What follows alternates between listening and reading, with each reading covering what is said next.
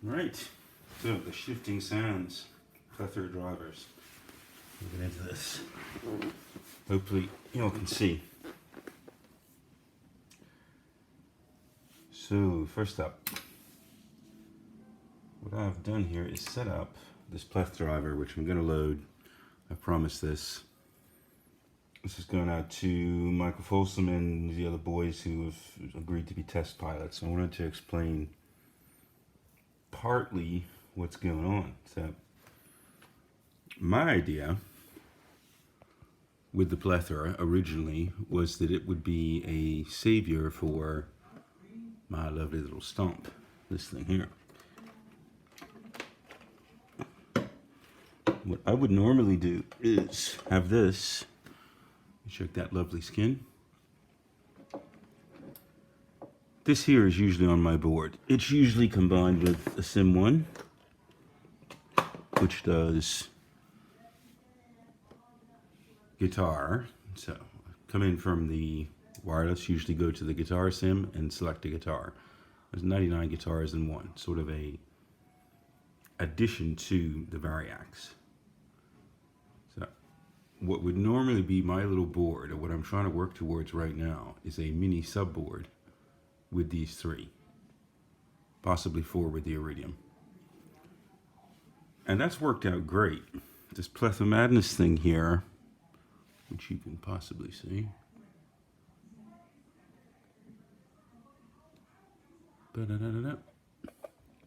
What I've been doing with this is I'm sticking delays and reverbs after everything and using a Steve Strelacci trick of using a little subboard here. Got an amp there, input and outputs from the loop, and a little tiny, what do you call it, looper block there in front. That's for testing, but you can move it all around. So that worked out great. There's a video on that. Go and check it out. Now, it's a bit cramped working in this kind of a situation, so let me move to the big boy. Now this thing, I've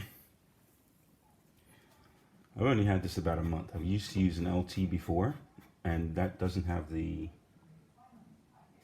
screen, what do you call these things? Scribble strips. And going from the LT to the big stomp was a revelation for me, because this is presenting you a lot of information all at once. Yeah, you get it on an LT up here in the screen, but it's not the same thing. Trust me on this. And what's freaky about this since 2.9 is that you can really start mixing and matching a lot of information. This is in, what do you call it, stomp mode. This is in snapshot mode. And what the Pleth driver is doing is signal comes in, goes out of the loop into the Plethora, comes back and is bucketed into this delay right here. And in this case, it's preset 27, I used a ping pong delay. I then stuck a looper at the end of it. Just a regular internal helix looper, but the concept should be the same. So you basically have audio coming in, a trap to collect that coming out, and the idea is that I can go and switch boards on the Plethora, which would not be here, it would be in front, but to get it on frame it's there. I can switch boards, and the tiny little ping pong delay is running for a second, so everything's coming through back and forth, and it's trapping the gaps that you get here. So works really well. I've shown it in other vids, but what I've done today is I'm looking at other traps like the helix looper. And I usually hate the helix looper. It's very basic, but it does do something that I don't know of anything else that does this, and that you can change up and down carefully between 27 and 28. So I just did no work whatsoever to build this preset. stuck everything in there, copied it, pasted it, and then just changed one thing. This delay is now vintage digital delay, and the effect when you're changing is different. So, in practical terms,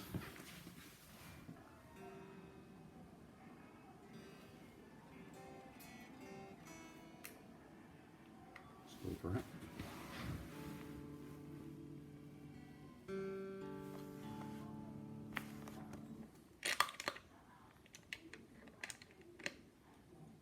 In practical terms, what this thing will do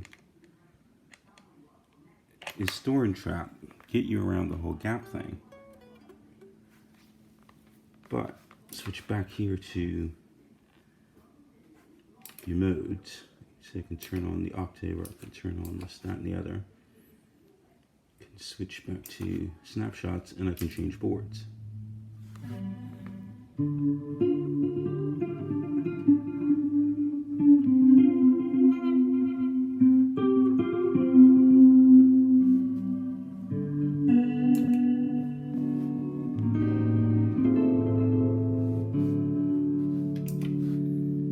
So I can kind of map color-codedly the boards, and you'll notice that here I'm using a toggle. There's all kinds of really cool things in 2.9's command center. So that toggle lets me know if these are in sync, because you can go out of sync using MIDI. Compressor works. Isn't that cool? And if you want to switch things, just hold them down, switch, boom. So I can move these things all over the place, just like you can do on the Plethora. It's been around forever.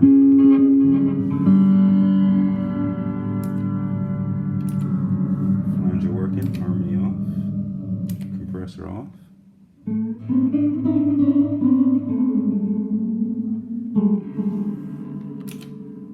That jumps to another bank in the Plethora.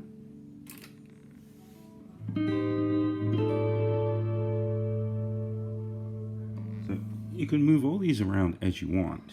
You can move all those around as you want. You can set up links to bunny hop between different groups.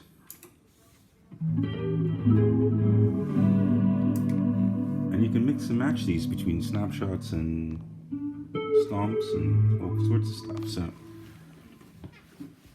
as a MIDI interface, literally, instead of running through this and doing the sounds through it, I can still do all the sounds through this little subboard, which is what will go around with me and will be battery powered and will be mounted on those boards or something similar. And then wirelessly connect between the two.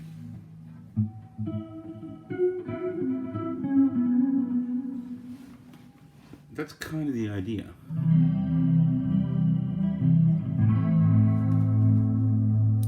Is to be able to, you notice there? 0 gaps. So we'll end that and move on to the next step. The next step is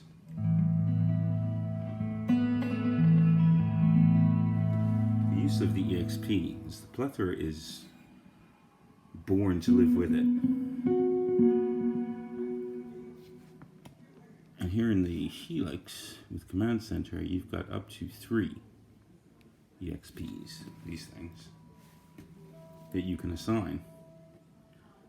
And they can be assigned to an EXP out, which only the big Helix has. So what I've got right now is Expression 1, Expression 2, both of these, I can flick between them.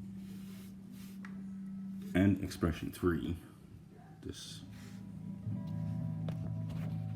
little dinky thing here. You can switch and swap and move those around.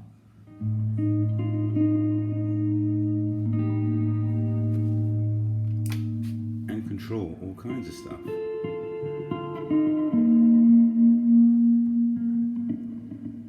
Each pedal can have it. You can follow through with the loop. So if I wanted to stick the Iridium or the Sim 1 or something in there, an amp or a drive or whatever, you can set the EXP to do that. If you go and check the FAQ video, it's all in there for 4 months, and I've totally missed that. So this is really the juice, is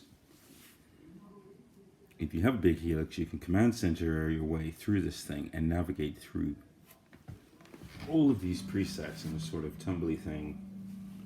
Those can be spun through. These can be spun through. You can just copy and paste and go and go and go and go. So if you go off, and this is a peculiar thing about the looper and the helix, if you go off and you get into a preset without it, you lose it. So you go back 3,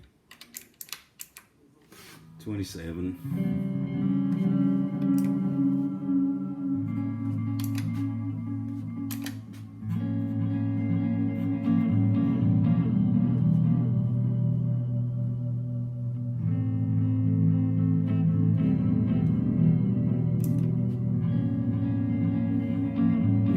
That's all dinky and ping-pongy.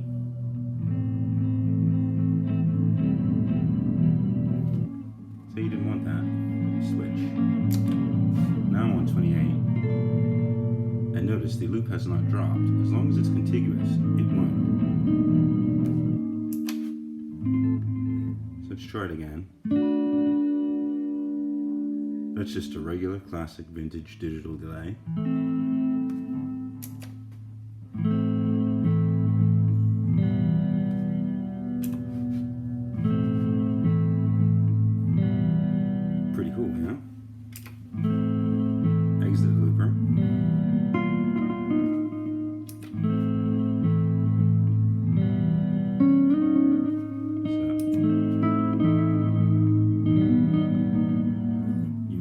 Set these up to duplicate and leave your Plethora somewhere safe, you know, in a sub rig. You could have it up on your desk and you're messing with it. Keep this on the floor, so that's another remote way.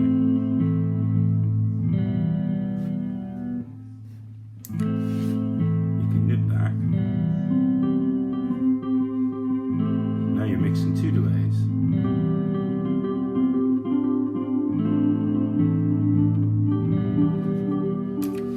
Into your looper, stick it in reverse.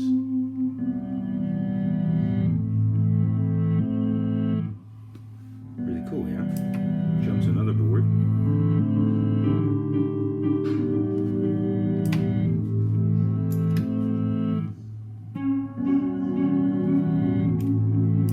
Drop my sub.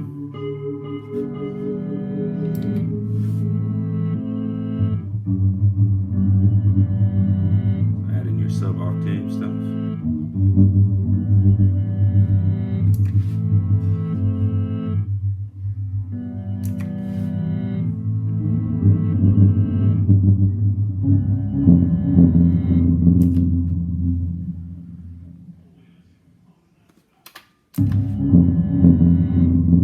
There it is. So excuse any errors. This isn't meant to be a demo, it's a progression of the ideas. So, think about this. For me, when I'm creating stuff out on the road, I'm with the small, tiny little rig that does everything I could possibly need. I say that. When I'm at home, composing, you have the big rig. And that makes life. Check that sub, man. Isn't that cool?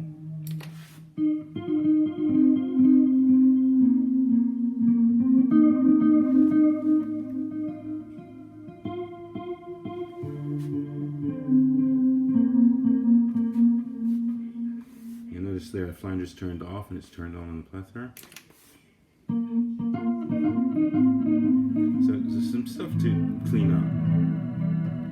With MIDI you can't link the two. One is just going to follow, but that will give you an immediate visual clue as to whether or not something is in sync or out of sync. And the very fact that you can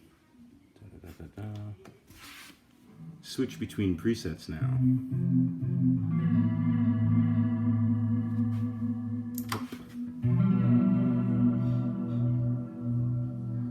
and never skip a beat because you're using this bucketed idea.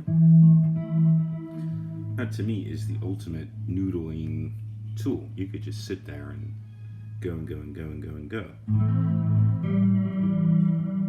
Now, it would probably call for an external looper, or you could use Quantiloop.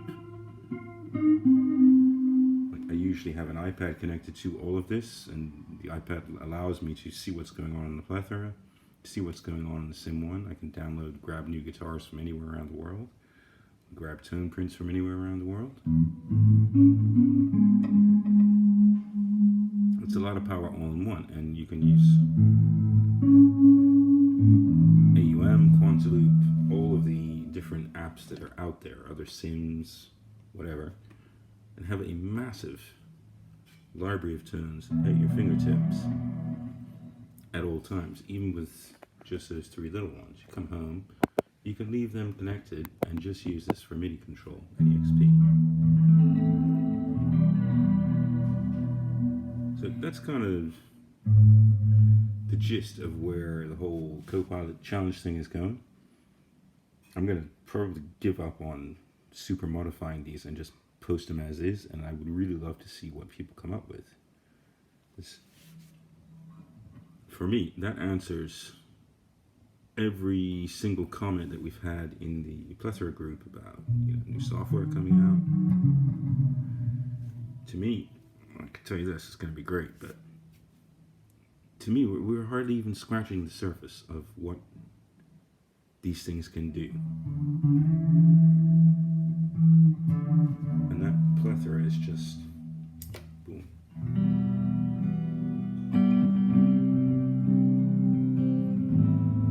Just amazing.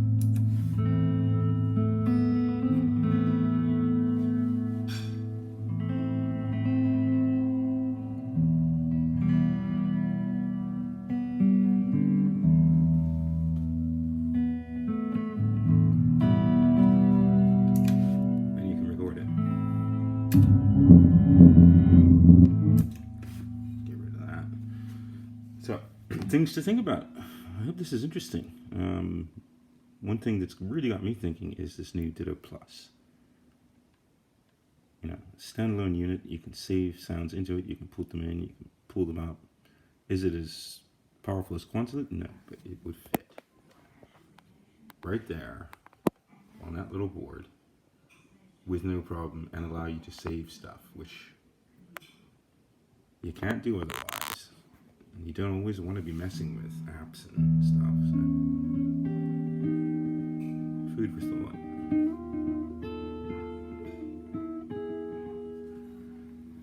Hope that's been instructional. And see you guys in the week. Happy Sunday.